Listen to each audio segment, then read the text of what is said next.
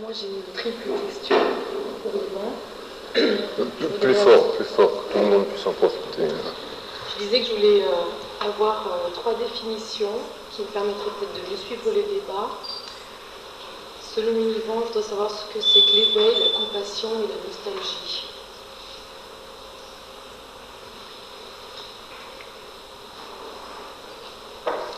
Dans l'ordre? Ou dans le désordre? Voilà, dans le désordre.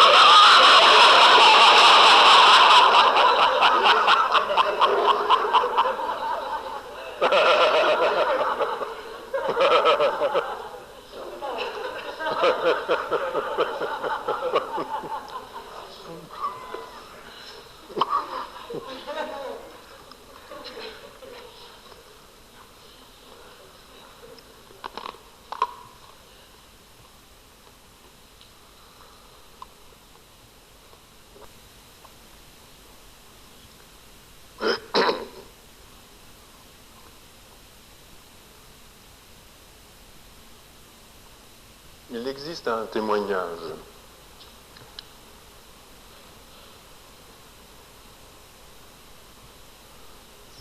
partout présent sur la Terre,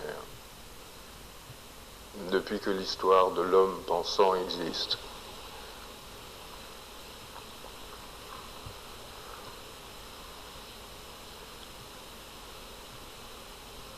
Un témoignage qui a pris des formes diverses, mais qui revient toujours à dire la même chose.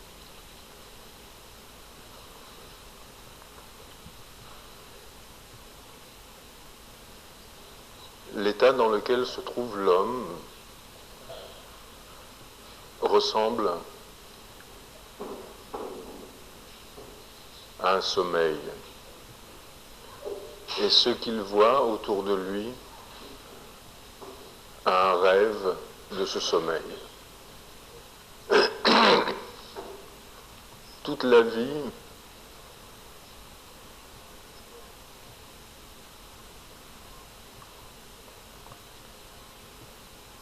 vécue dans un tel sommeil, au travers d'un tel rêve, génère des comportements de souffrance. Certains hommes ont dénoncé ce rêve et sont sortis de ce sommeil. En sortant de ce sommeil, en dénonçant ce rêve, ce qui s'est passé en eux à ce moment-là, ils l'ont assimilé à un réveil. Seulement, le réveil que nous faisons tous les matins, nous le répétons. Celui-là ne s'appelle pas un réveil parce qu'il n'est pas une répétition. C'est un éveil.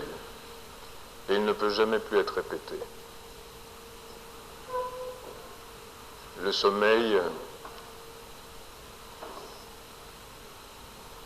et sa continuation dans le rêve, cela s'est arrêté.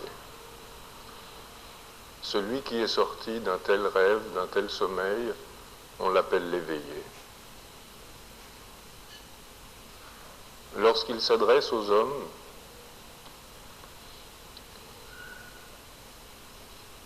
il parle aux hommes d'une telle façon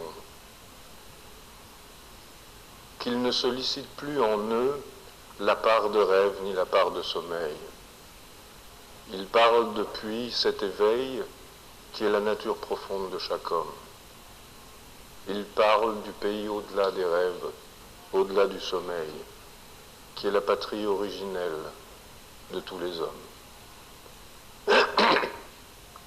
Parlant de cela, il éveille dans le cœur de ceux qui l'écoutent une ancienne mémoire, un souvenir de ce qui est depuis toujours leur nature. Et en éveillant cette mémoire, il amène dans le cœur des hommes à qui il s'adresse une nostalgie. La nostalgie de cet éveil qui est leur nature véritable aussi. De sortir du rêve de sortir du sommeil. Et comme ce rêve, ce sommeil est accompagné de souffrance, la seule façon qu'a l'éveillé de pouvoir toucher les hommes dans leur souffrance, c'est d'aller dans leur souffrance, de souffrir avec eux, de vivre leur passion, la passion, l'épreuve, l'ordalie. Aussi l'être d'éveil, bien qu'ayant dénoncé le rêve et le sommeil, pour pouvoir faire grandir cette nostalgie, pour servir ce réel qui cherche à grandir dans chaque homme, est-il un être de compassion? Il vient souffrir avec les hommes. Voilà ce qu'est l'éveil, la nostalgie et la compassion.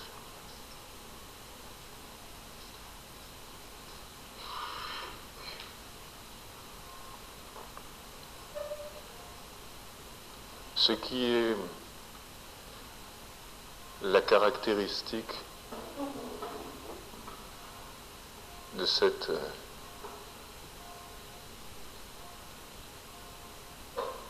compassion, c'est qu'elle est complètement impersonnelle. Si elle prend en considération le besoin profond de l'être humain pour la réalité,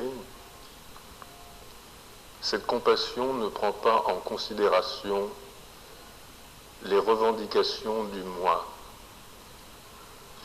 de cette même personne. C'est pourquoi quelquefois la compassion paraît sans pitié. Bien des êtres s'approchent de l'éveillé pour être réconfortés dans la souffrance qu'ils génèrent eux-mêmes à partir de leurs revendications. Un être d'éveil n'est pas quelqu'un qui prend en pitié l'humanité. Il n'a aucune pitié pour tout ce qui est revendication de l'ego. Il sert profondément cette quête qu'a le réel de lui-même, au travers des hommes qui s'adressent à lui. Aussi, son comportement est-il un comportement de compassion et pas un comportement de pitié? Bien souvent, c'est déstabilisant pour les êtres. Il est serviteur, c'est un serviteur de cette réalité qui cherche à se reconnaître dans tous les êtres qui l'approchent. Mais sa façon de servir n'est pas selon les modalités de la pitié ordinaire, qui bien souvent ne fait que conforter les individus dans des comportements de plainte et de victime.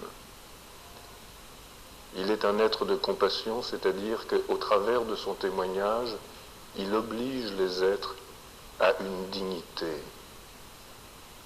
à une conscience, à une rigueur dans la vie. La compassion oblige, elle ne soulage pas nécessairement, mais en même temps elle est profondément à l'écoute de l'autre. Elle n'est pas au service de ses revendications égoïstes, mais elle est profondément à l'écoute de sa souffrance pour répondre le plus juste possible aux besoins qu'exprime cette souffrance.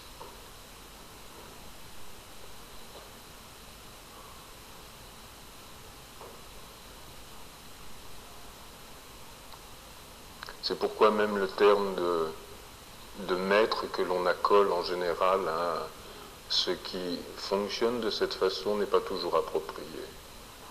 Ceux qui vivent cette qualité de conscience-là et cette fonction-là se reconnaissent beaucoup plus dans le terme de serviteurs, sont des serviteurs. Ils sont véritablement au service de cette réalité qu'ils voient dans tous les êtres humains qui les approchent. Ils sont des serviteurs attentifs, ils sont des gardiens de la vie.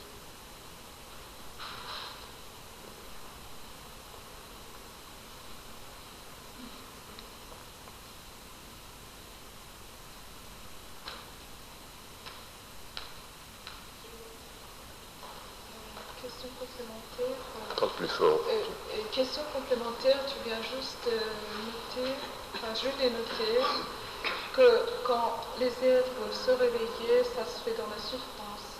Je me suis souvent posé la question, c'était mon cas, je dis pas que je me suis réveillée, mais bon, de plus en plus que je découvre mes mécanismes, je les travaille, c'est dans la souffrance.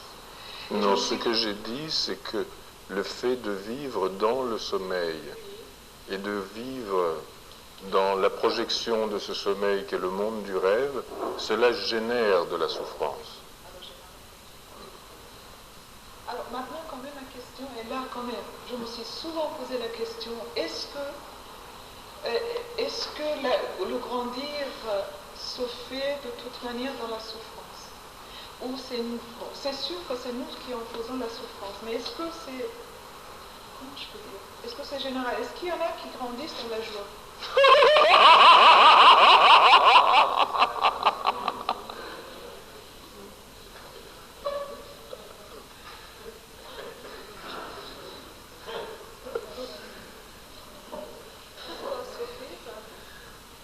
Comme ça.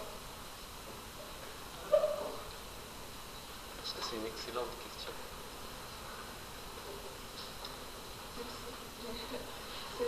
C'est vrai que des fois je me dis, c'est certainement moi qui en fait la souffrance, certainement. Mais est-ce qu'il y en a qui grandissent dans la joie?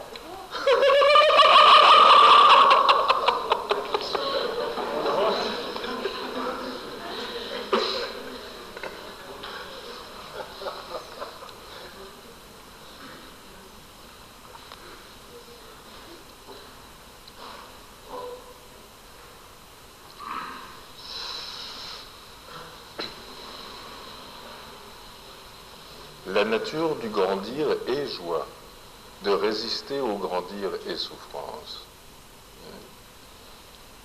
Le fait de vivre en intimité avec cette résistance nous fait découvrir en un premier temps la raison de notre souffrance. Mais lorsque nous nous ouvrons à notre nature réelle qui est ce grandir-là, alors c'est la joie qui se révèle.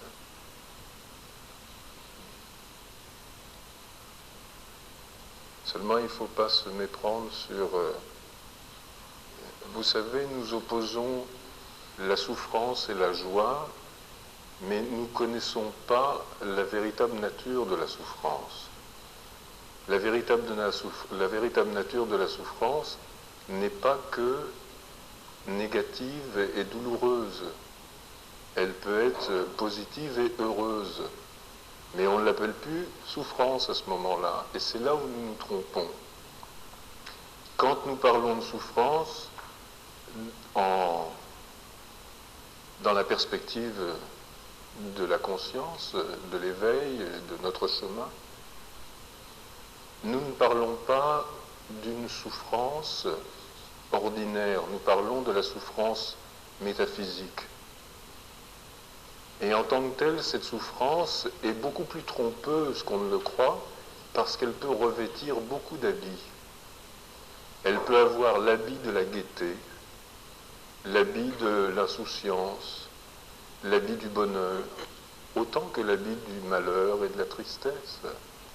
Et c'est là que c'est très important c'est là où on voit justement jusqu'où quelqu'un a pénétré dans l'intimité de la nature de la souffrance. Nous nous faisons avoir, si on peut dire, en opposant systématiquement la souffrance à la joie et en pensant que le phénomène souffrance n'est associé qu'à la douleur, alors qu'en fait, métaphysiquement, nous sommes autant dans la souffrance quand nous sommes prisonniers d'une illusion heureuse. Ça, c'est très important de le voir. Du point de vue métaphysique, du point de vue de l'approche de la réalité, le fait d'être dans l'illusion d'un moment heureux est autant métaphysiquement une souffrance que d'être dans un moment